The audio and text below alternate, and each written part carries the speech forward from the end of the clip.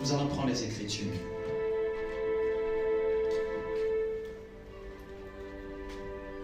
Dans 1 Jean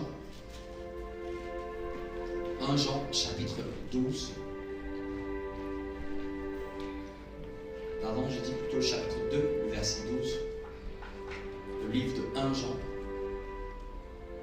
vers la fin de la Bible.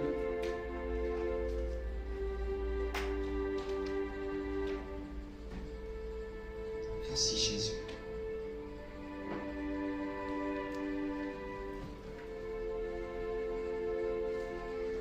Si tu y es, dis j'y suis.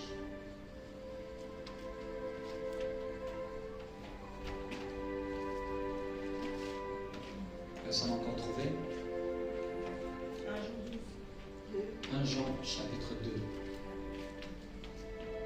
Le verset plutôt 12. Amen. Il y a déjà 2 personnes qui ont déjà trouvé. C'est toi que j'attends. J'ai entendu 3.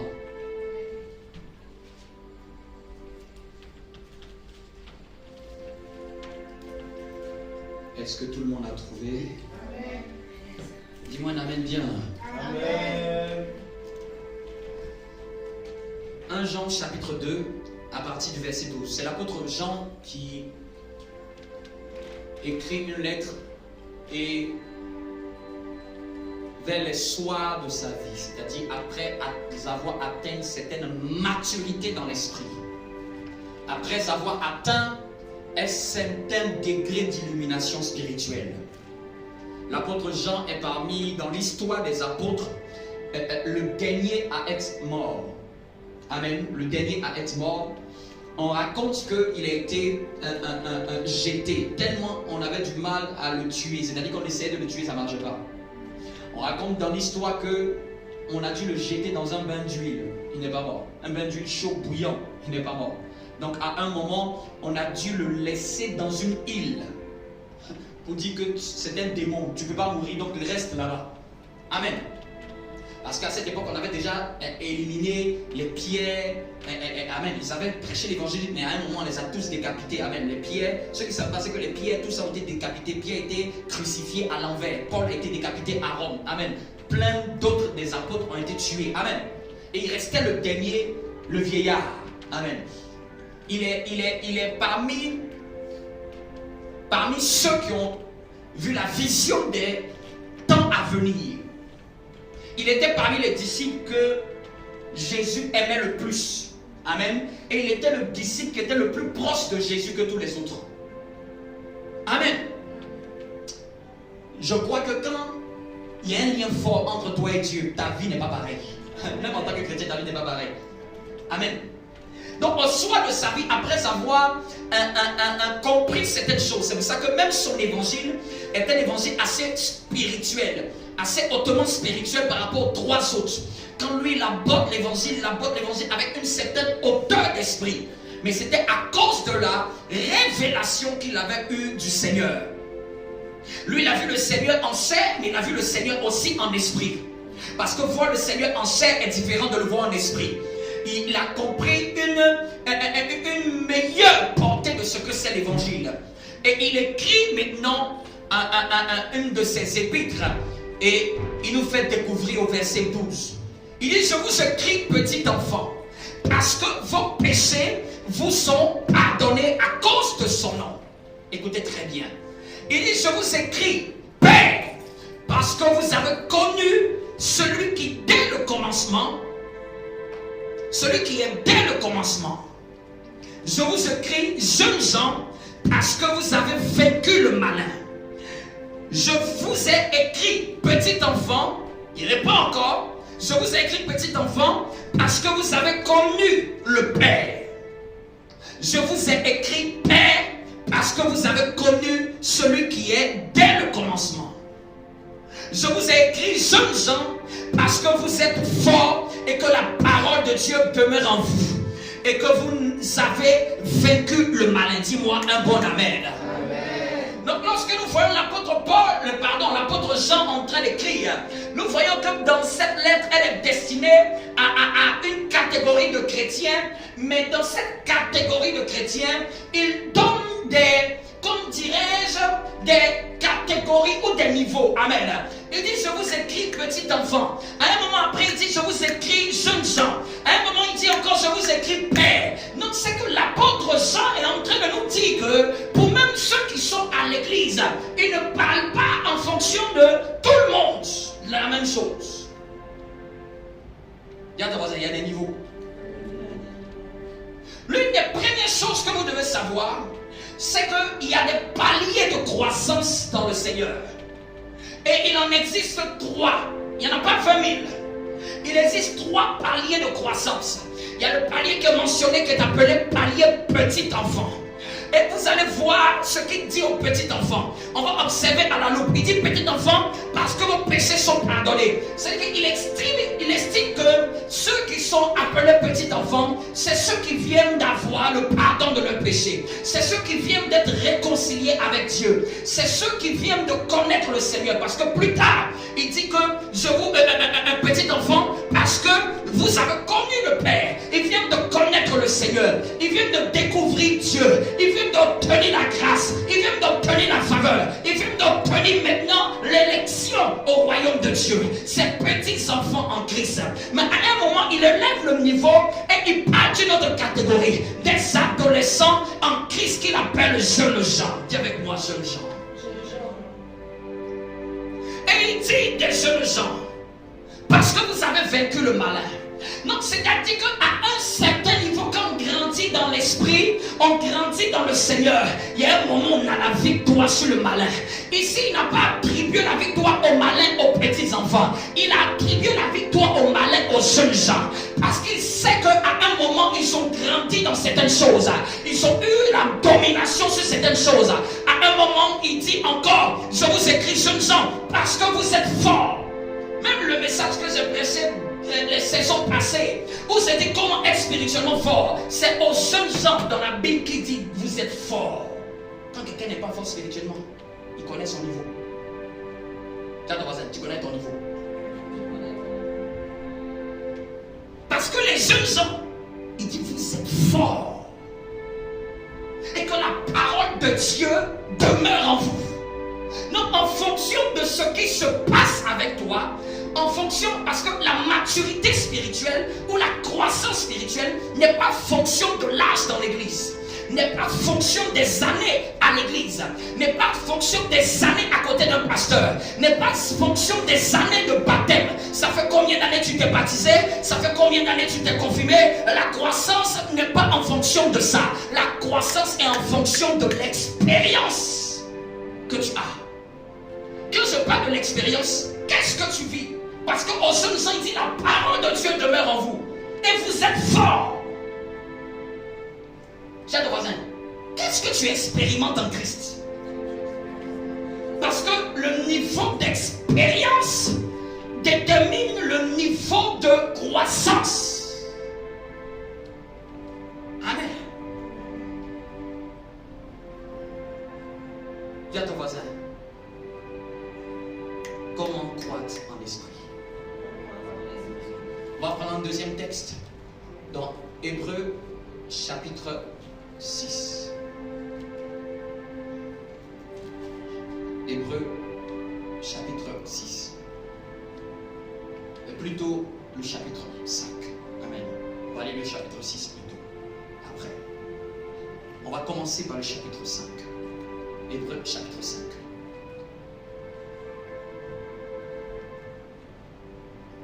Demande à ton voisin, toi tu es quoi? Dis à ton voisin, toi tu es quoi? Tu penses que tu es quoi? Tu es petit enfant, tu es jeune gens, ou tu es père? Amen. Demande-lui, tu penses que toi tu es quoi? Amen. Tu dis, laisse-moi tes œuvres me répondre. Parce que c'est pas les choses de Dieu, c'est dans la bouche. C'est pas ta vie, je veux voir ta réponse. Regarde quelqu'un, dis-lui, toi tu es quoi? Toi tu es quoi? Tu penses que tu es quoi? C'est quoi ta taille? C'est quoi ta taille dans les jours de Dieu là?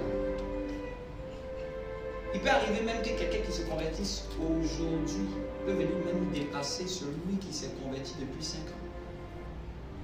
Dans les choses de Dieu, c'est une question de compréhension, ce n'est pas une question d'année. Hébreux chapitre 5. Est-ce que tout le monde y est? Est-ce que ça rentre?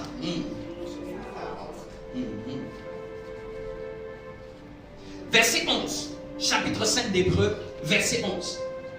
Hébreux est un livre sur lequel les théologiens débattent, où on ne sait pas qui a écrit Hébreux. Amen. Certains disent c'est Paul, certains disent c'est Pierre, mais peu importe. C'est pour ça que si vous voyez que l'hébreu n'est pas titré à un apôtre en question, ce n'est pas grave. C'est parce que dans l'histoire, on ne sait pas. Celui qui a écrit n'a pas donné son nom. Amen. Mais peu importe, c'est l'Esprit de Dieu. La Bible dit que c'est poussé par l'Esprit que les hommes ont parlé de Dieu. D'autres même disent que peut-être ça doit être une servante de Dieu qui a dû écrire ça. Amen. Mais ce qui doit être compris, c'est que le livre d'Hébreux était écrit à des Juifs qui étaient devenus chrétiens. Amen. C'est pour ça que ça s'appelait Hébreux, parce que les Juifs sont des Hébreux. Donc ce livre a été écrit à des Juifs devenus chrétiens. Et cette personne dit à un certain niveau, moi pour ma part, je pense que c'est Paul. Mais peu importe, ça c'est mon avis. Amen. Au verset 11, il dit, nous avons beaucoup à dire là-dessus. Et des choses difficiles à expliquer. Parce que vous êtes devenus lents à comprendre. Quand je lis ça, j'ai l'impression que c'est Paul qui est en train de me parler. Amen. Amen. Moi, c'est quand moi je lis là, j'ai l'impression que l'esprit là, c'est l'esprit de Paul. Amen. Mais ça, c'est pas le plus important. Nous avons beaucoup à dire là-dessus et des choses difficiles à expliquer parce que vous êtes devenus lents à comprendre. Donc celui qui est en train d'écrire là, il dit que nous avons beaucoup de choses à dire. C'est les choses de Dieu. On en a beaucoup. Il y a beaucoup de choses à dire. Mais le problème c'est qu'il dit, vous êtes devenus lents à comprendre. Lents à comprendre. Parce qu'en effet, depuis longtemps, vous deviez être des maîtres. Vous, en effet, qui depuis longtemps devriez être des maîtres. Vous avez encore besoin qu'on vous enseigne les premiers rudiments des oracles de Dieu. Donc, c'est-à-dire que dans la foi, il y a ce qui est considéré comme des premiers rudiments des choses de Dieu. C'est-à-dire que des éléments fondamentaux. Mais il reprochait à ces chrétiens, vous en effet qui depuis longtemps devriez être des maîtres. Donc il a estimé que par leur âge, parce qu'ils ont entendu, parce qu'on a enseigné, ils auraient dû longtemps être des maîtres. Mais il dit, vous avez encore besoin qu'on vous enseigne. Vous avez encore besoin qu'on revienne sur certains sujets, qu'on revienne sur certains points d'enseignement. Vous qui depuis longtemps devriez être des experts, vous qui depuis longtemps deviez maîtriser ces choses, vous avez encore besoin qu'on revienne encore là-dessus. C'est un peu comme un professeur qui dit, mais toi depuis longtemps, tu aurais dû être en terminale, mais on est en train de faire encore comment dirais-je, telle formule avec toi. On est encore en train d'apprendre Thalès. Toi qui aurais dû devenir un maître en mathématiques, on doit encore t'apprendre la table de multiplication. Je prends cette image pour qu'on puisse comprendre. Toi qui aurais dû être longtemps le professeur de mathématiques, on doit venir t'apprendre à maîtriser ta table de multiplication. Toi depuis longtemps tu aurais dû apprendre aux autres c'est quoi les maths. Mais toi on doit venir encore te réenseigner. 1 fois 1 fait 1. 2 fois 1 fait 2. C'est ce qu'il est en train d'exposer. En d'autres termes, il était en face d'un genre de chrétien où il était en train de dire, mais toi, c'est pas à ce niveau que tu dois être. Ce n'est pas ça, parce que ce qu'on a déjà dit là, tu es censé être ici, tu es censé être là, tu es censé être à ce niveau, tu es censé être à cette taille, tu es censé avoir la maîtrise. Quelqu'un qui a la maîtrise, même dans le parcours académique, c'est quelqu'un qui peut commencer à être chargé de t'aider. C'est quelqu'un qui peut commencer à faire les devoirs des autres. Il peut donner des devoirs à l'université.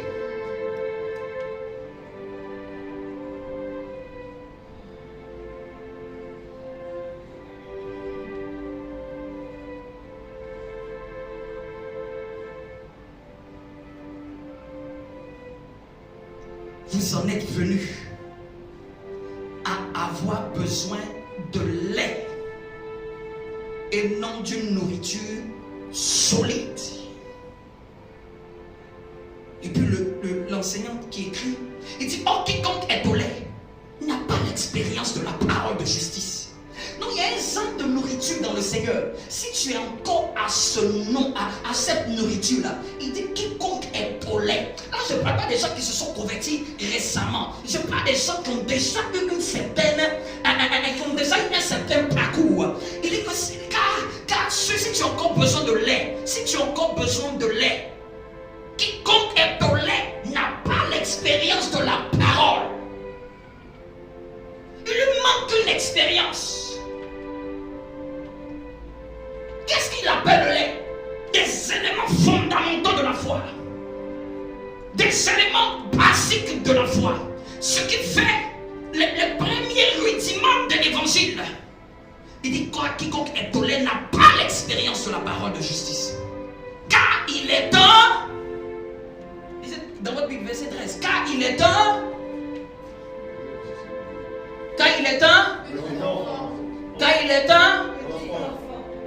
Donc vous voyez que celui qui a écrit Hébreu et l'apôtre Jean, les deux peut-être ne se sont jamais vus.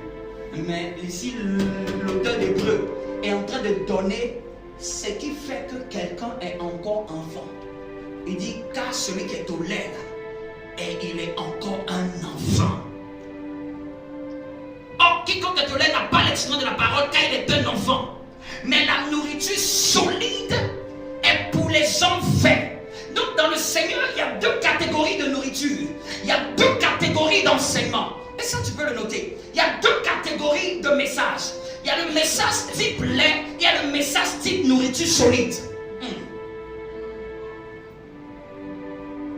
Et la nourriture solide est pour les hommes faits. Et on commence à être fait à partir de jeunes gens.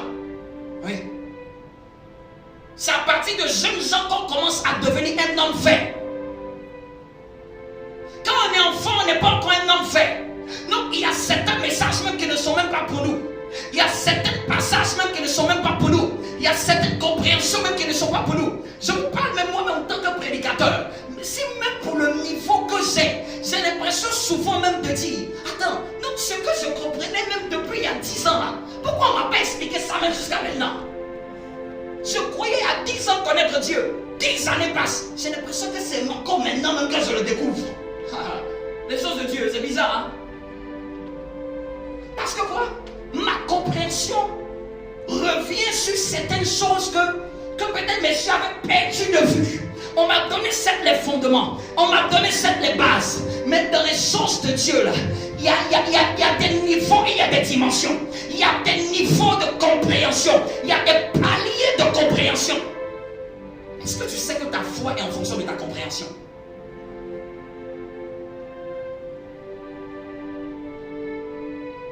Deux types de nourriture, trois paliers de croissance. Petit enfant, jeune gens et père. Deux types de nourriture, le lait et la nourriture solide. Celui qui est au lait, ce n'est pas mauvais, mais c'est le problème, ce n'est pas être au lait qui est mauvais, mais c'est rester au lait qui devient maintenant problématique. Vous me comprenez? Être au lait n'est pas mauvais. Pour un enfant nouveau-né, être au lait est bénéfique. Parce que c'est le lait qui va donner. C'est pour ça que même les enfants, on ne leur donne pas une autre nourriture dans les phases en tant que nourrisson. Parce que seulement le lait leur donne l'eau. Seulement le lait leur donne les vitamines dont ils ont besoin. Mais à un certain moment, la mère commence à mélanger, les parents commencent à mélanger des nourritures un peu plus solides à un certain âge. Non, le problème ce n'est pas le lait. Le problème c'est l'âge auquel on est dépendant du lait. À un certain âge, on ne peut pas dépendre du lait uniquement dans sa nourriture.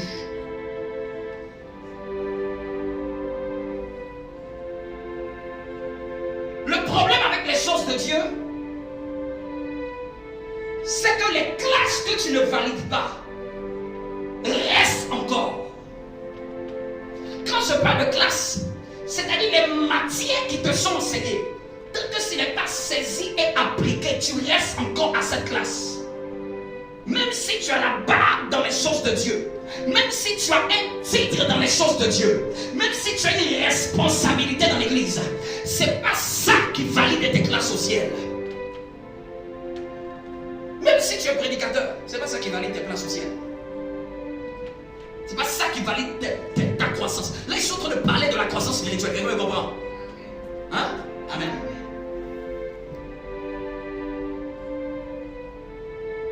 L'intitulé de cette série, une nouvelle série, amen, c'est les clés majeures de la croissance spirituelle. Dis avec moi, les clés majeures de la croissance spirituelle. C'est ce que j'ai commencé à introduire comme ça. Les clés majeures de la croissance spirituelle. Verset 14, toujours dans Hébreux chapitre 5.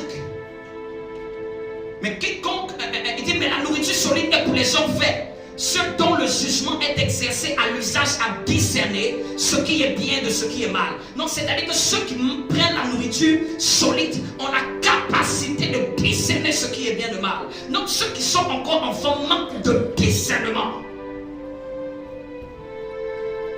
Dis à ton voisin, c'est quoi ta nourriture spirituelle?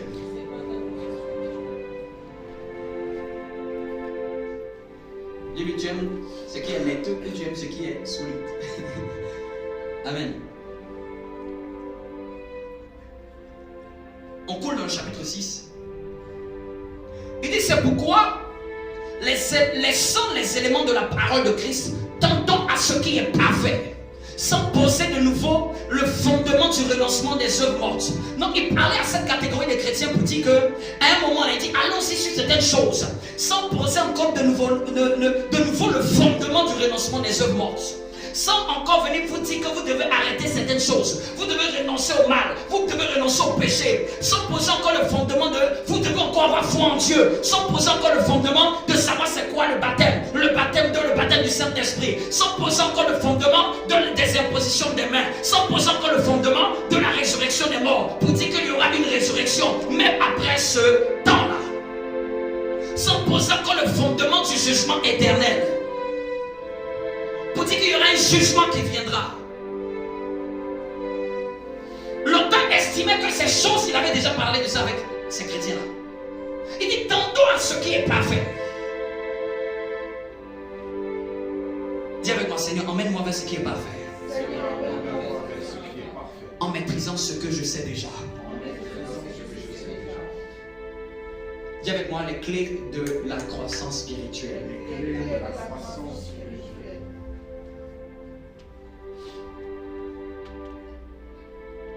Croître spirituellement est une obligation.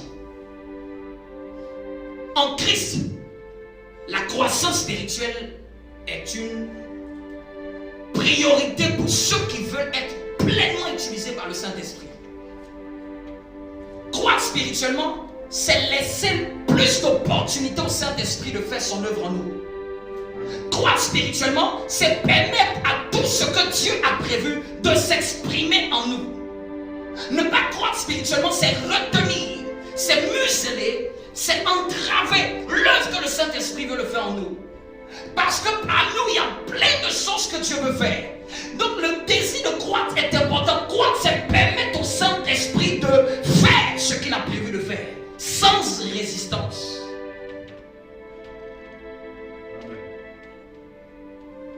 Dieu ne nous a pas emmenés dans son royaume pour que nous restions au même niveau.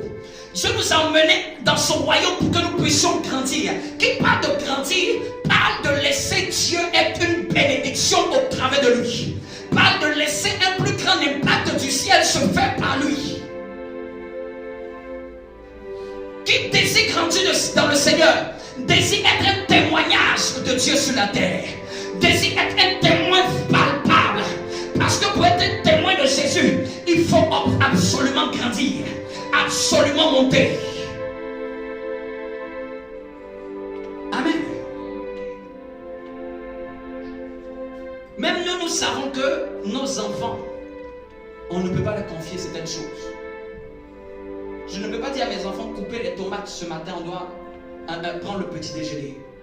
Parce que quand je regarde leur âge et leur taille, je sais qu'ils ne peuvent pas. Donc c'est comme si Dieu veut faire quelque chose avec toi. Le problème ce n'est pas Dieu, le problème c'est la taille. Quand Dieu regarde, il dit, ah ça je ne peux pas faire ça avec lui. je fais ça, l'orgueil va le prendre. Si je fais ça avec lui là, Satan risque de le détruire. Vous me comprenez? Non, le problème, ce n'est pas Dieu. Le problème, c'est notre niveau de croissance que Dieu regarde pour déterminer est-ce qu'il peut faire ça avec nous ou pas. Si nous, êtres humains, nous analysons à 2 reprises, nous savons juger ce qui est faisable avec nos enfants ou ce qui n'est pas faisable. À un certain âge, un parent peut dire à l'enfant, fais ceci, fais cela, parce qu'il a confiance aux capacités de son enfant. Quelqu'un me comprend? Donc dans la vie, à un moment on est petit enfant, à un moment on devient adolescent, et puis à un moment on devient adulte, à un moment on fonde une famille, à un moment on commence aussi à enfanter. Dans les choses de Dieu c'est pareil. À un moment on commence enfant, ne connaissant rien dans les choses de Dieu. À un moment on commence à prendre de la force spirituelle, on commence à être bouillant. Là on devient le jeune Jean, on commence à vaincre le diable, on commence à être fort, solide. Et à un moment on commence à impacter la vie des gens, on commence à porter aussi spirituellement des personnes sur nos épaules.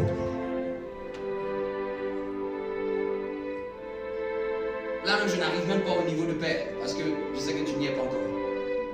C'est quand tu parles de père, c'est que tu as. C'est-à-dire que par toi, il y a des choses qui sont sorties.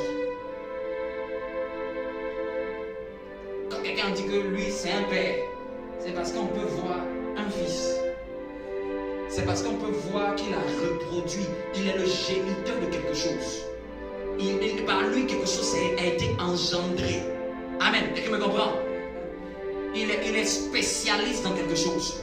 Il a une maîtrise dans quelque chose. Il y a quelque chose dont il a une habileté. Dis avec moi, Saint-Esprit, fais-moi croître. Croître est aussi un désir. Le Saint-Esprit ne te forcera pas à croître. Ça doit être un désir. En fait, tu dois te dire, en tant que chrétien, je dois croître. Je dois grandir. Je dois monter. Seigneur, je dois monter.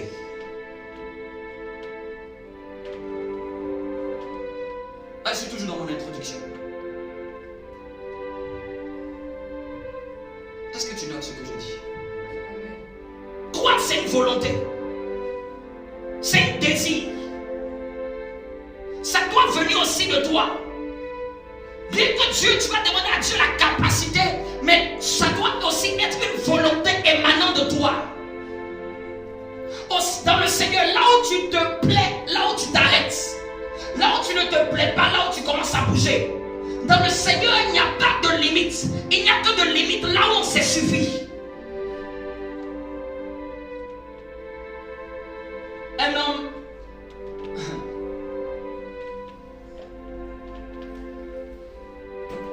Un homme écrivait des copies. Il écrivait un mensuel. C'est un homme de Dieu, il écrivait un mensuel. Je crois qu'il avait eu plus de combien de millions de personnes qui avaient acheté ça. Je crois que la copie même c'est 1 euro. C'est-à-dire que c'est juste 1 euro symbolique pour imprimer. C'est un mensuel, un peu comme les revues là. On imprime, on imprime, on imprime et on imprime. Donc ça coûte de l'argent d'imprimer, ça coûte même plus cher qu'1 euro d'imprimer. Mais on le permet que les gens puissent avoir accès à ce mensuel à 1 euro. Et des millions de personnes avaient acheté. Les gens pouvaient croire que, ah mais oui, c'est suffisant. Il dit, Seigneur, je veux que l'année prochaine ça fasse 3 milliards de copies. Ça fait 3 milliards de copies. Quelqu'un me comprend? Dans le Seigneur, il n'y a pas de limite. Il n'y a que de limite où là tu t'arrêtes. Il n'y a de limite où là où nous voulons nous arrêter.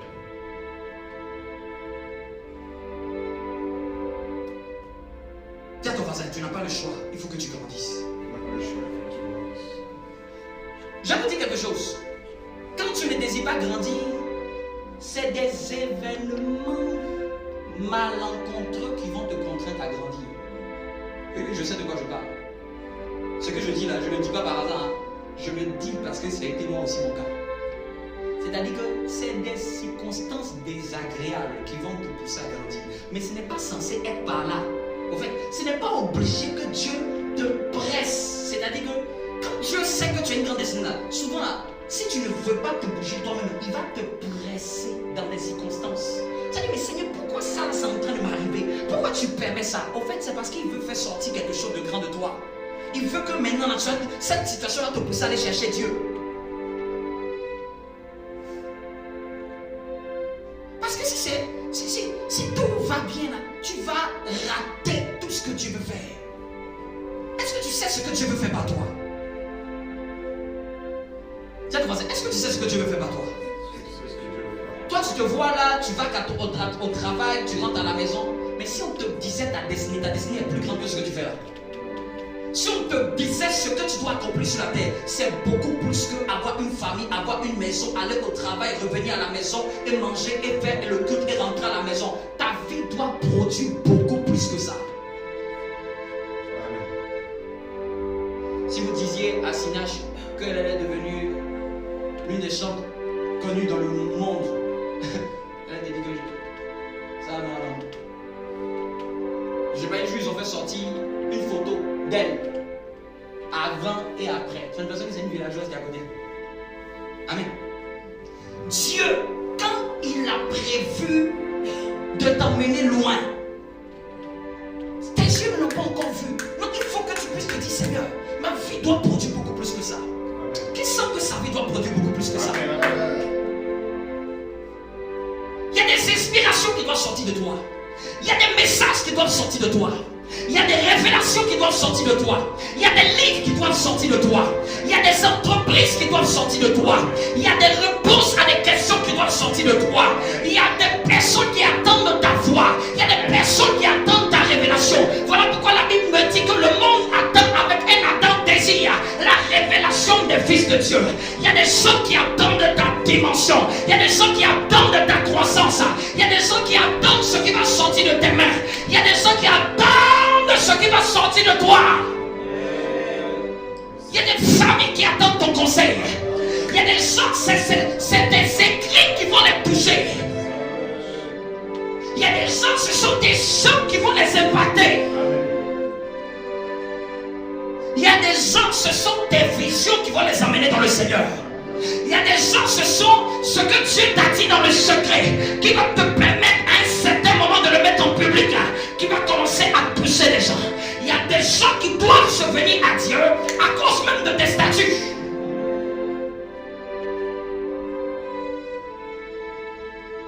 Croire, c'est donner plus d'opportunités au Saint-Esprit de répandre le sel sur la terre.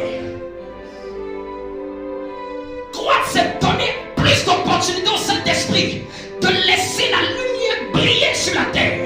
Il y a des ténèbres à dissiper. Croire, c'est élever ta dimension de lumière. C'est augmenter ta capacité à illuminer la vie des autres.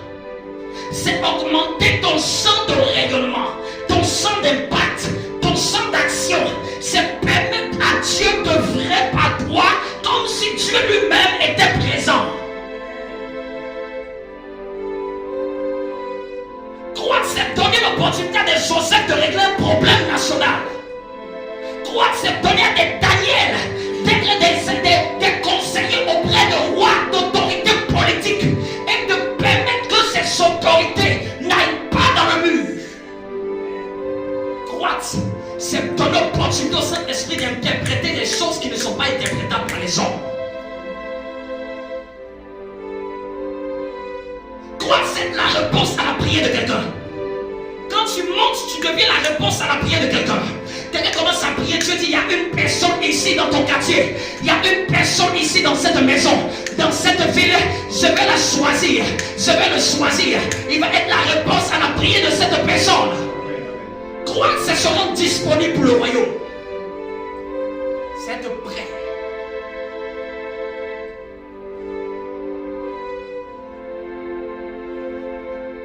Dis avec moi, Saint-Esprit, je veux croître.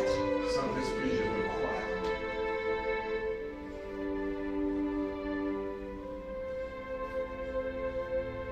Il faut qu'on désire croître dans le Seigneur. La vie est plus impactante quand tu accomplis le plan de Dieu. La vie est beaucoup plus glorieuse quand tu sers Dieu.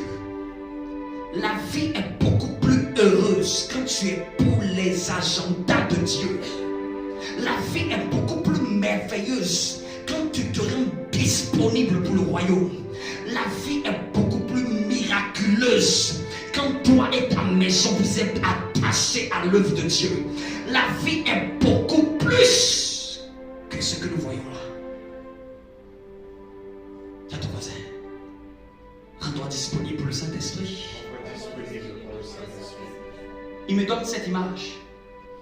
Lorsque Noé, avec l'arche, a passé les 40 jours de l'inondation, la Bible dit qu'à un moment, il voulait voir si il y avait de la terre. Parce qu'ils étaient dans l'arche enfermés pendant 40 jours, ne sachant pas ce qui se passait. Et à un moment, il a lâché une colombe. Amen. Et en réalité, dans ce texte, dans Genèse, il a lâché 3 fois la colombe. La première fois qu'il a lâché la colombe est partie et la colombe est revenue.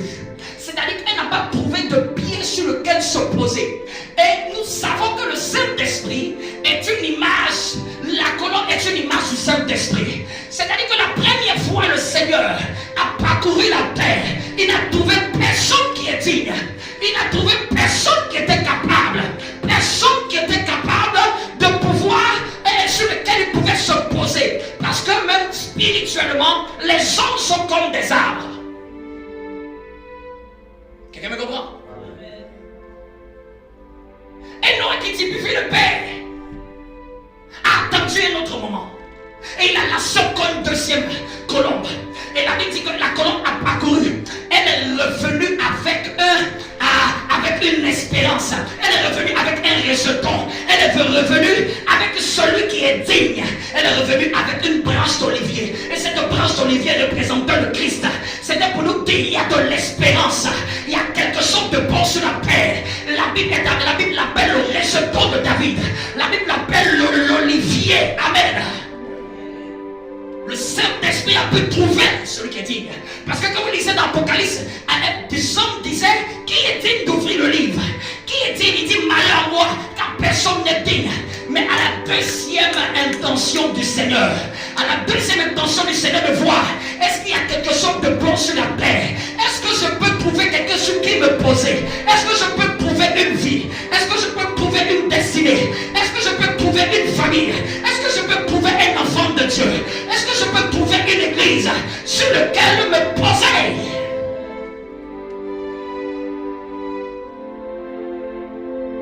Et là, c'était juste une branche d'olivier.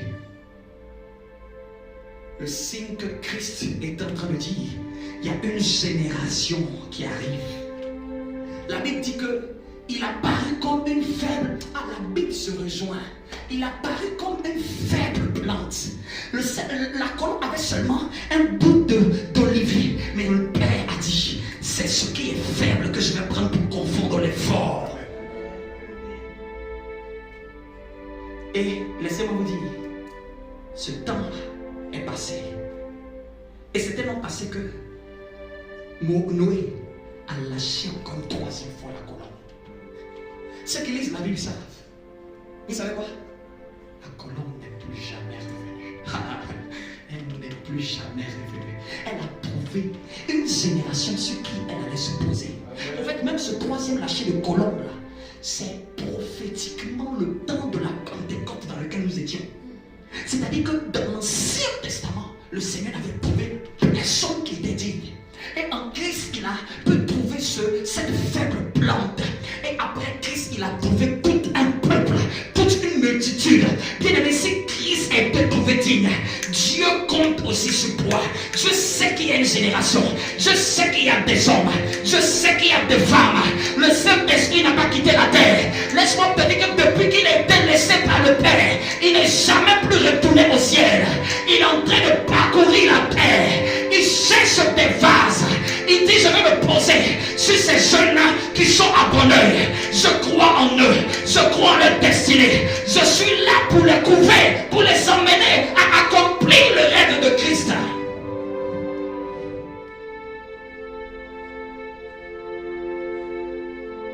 Ça ne dépend pas de ta capacité.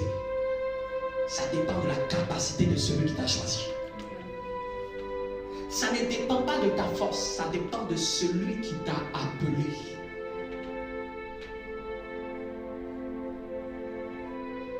Dis avec moi, croître.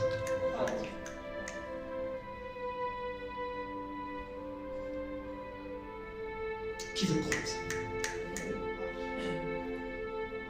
Dis avec moi, Saint-Esprit, fais-moi croître. C'est la meilleure chose en Christ.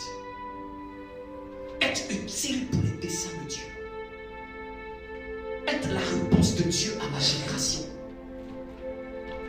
Être le conseil de Dieu à mon prochain. Être la voix de sagesse de Dieu à l'humanité. Être l'instrument de Dieu, parce que Dieu n'utilise que ceux qui sont capables. Quand il est capable, c'est-à-dire que ceux qui ont pu être formés en lui, ceux qui ont grandi en lui, ceux qui ont mûri en lui, ceux qui se sont laissés prendre. Parce qu'en réalité, pour croître, c'est Dieu qui se réserve la croissance. Dieu dit seulement, laisse-moi prendre la place, laisse-moi contrôler, laisse-moi diriger, laisse-moi prendre cette vie. En fait, c'est Dieu qui fait croître quelqu'un. De toi-même, tes efforts, que tu ne peux pas toi-même te faire croître. C'est le Saint-Esprit qui te prend et qui te fait croître. C'est par rapport à ta disponibilité. Dis avec moi, Saint-Esprit, je suis disponible. Dis-moi un amen bien. Amen.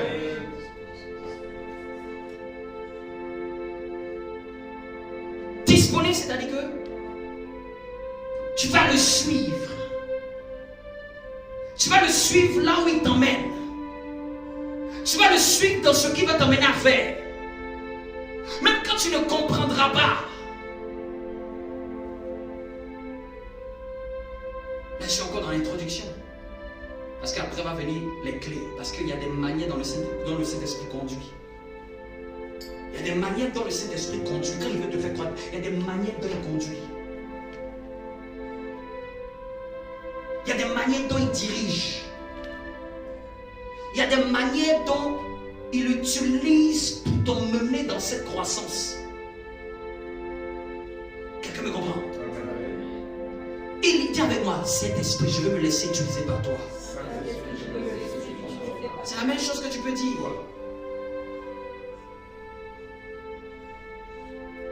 Il y a des chemins que lui m'a déjà préparés pour nous.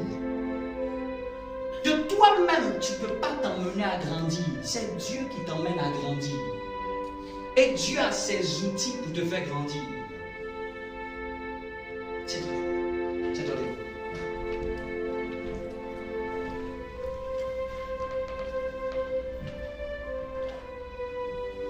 Là, je suis en train de juste l'introduire. Qui va ouvrir pour que nous puissions rentrer dans les clés. Il y a des clés. Dis avec moi, Saint-Esprit, il y a des clés.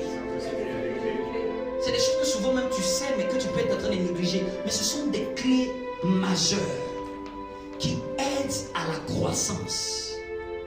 Quand tu commences à les comprendre, ça aide à ta croissance. C'est le Saint-Esprit qui fait croître, si je vous le dis.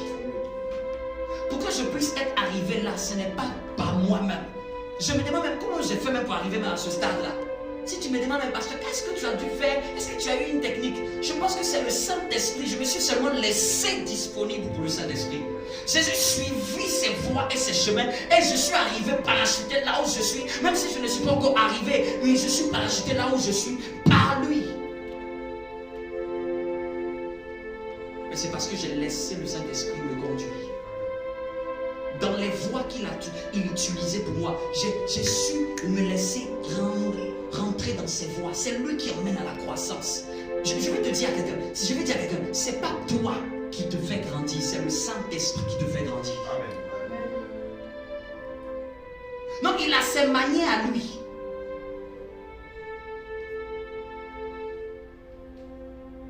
Pour achever là, est-ce que tu peux rentrer chez toi? Même si on n'a pas fini tout cet enseignement, quand tu vas rentrer chez toi et que tu peux dire Saint-Esprit, est-ce qu'on ne peut pas commencer là où on s'était arrêté? Tu vas voir. Est-ce qu'on ne peut pas commencer là où toi et moi on s'était arrêté? Je t'assure, quand tu vas faire cette prière sincère, tu vas savoir dans la semaine, par le Saint-Esprit, ce que tu dois faire. C'est lui le coach. De la même manière, un coach sportif, c'est lui le coach. C'est notre coach à tous. Il va te dire seulement une petite instruction. Ça va venir dans ton cœur. Fais ça. Au fait, tu suis ça. Tout doucement. Paf, tu montes. Tu suis ça. Le Saint-Esprit, c'est ça. Amen. Qui peut faire cette prière dans la maison? Quand tu rentres chez toi, tu prends un temps à part. L'église ici, on se réunit les dimanches. Mais en réalité, le dimanche n'est pas suffisant pour te faire croître. C'est ce qui se passe chez toi à la maison. Du lundi au samedi. Dans ton temps de recueillement.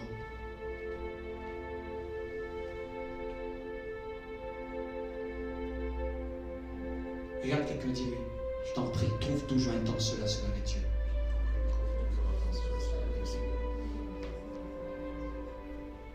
Parce que c'est là où tu auras, quand tu entres dans ce temps-là, laisse le téléphone, laisse le wifi, laisse Internet. Et puis, laisse le silence entrer dans le lieu où tu es. Il y a trop de bruit autour.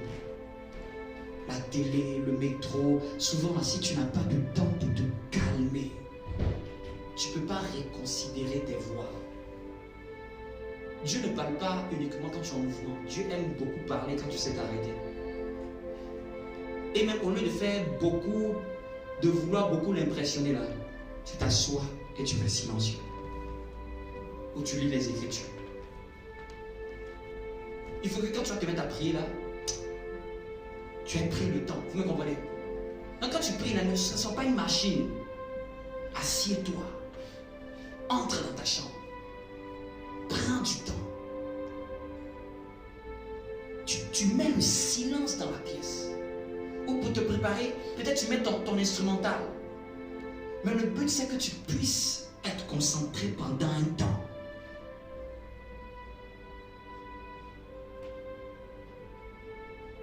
C'est ceux qui vont garder ce genre d'habitude. C'est ceux qui vont loin. Aujourd'hui, tout est fait pour que personne n'ait ce temps-là. Que tu sois en train de penser, réfléchir, stresser. Celui qui n'a pas ce temps, la seule où, et puis il prend la Bible manuscrite. Elle est en face de toi. Montre-moi la voie.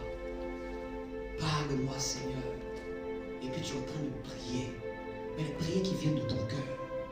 Où tu passes le temps à l'adorer. C'est pas facile. Je ne vais pas vous dire que c'est facile. Mais c'est ça, c'est sur ce point-là qu'un chrétien doit se battre jusqu'à la fin de ses jours.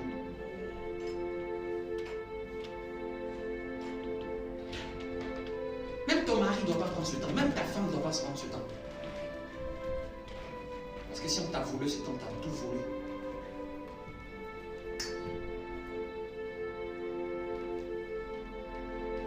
Prends ces quelques minutes et prie.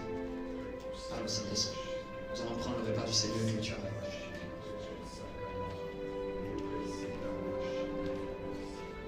Dis-lui que tu veux aller là où vous êtes arrêté. Aujourd'hui, je ne veux pas parler pour t'impressionner. Je ne veux pas juste prêcher pour prêcher. Je veux juste t'emmener à comprendre que il y a mieux que ce monde. Je ne parle pas seulement pour toi, je parle même aussi pour moi-même. Rien ne doit nous séparer de la présence du Saint-Esprit.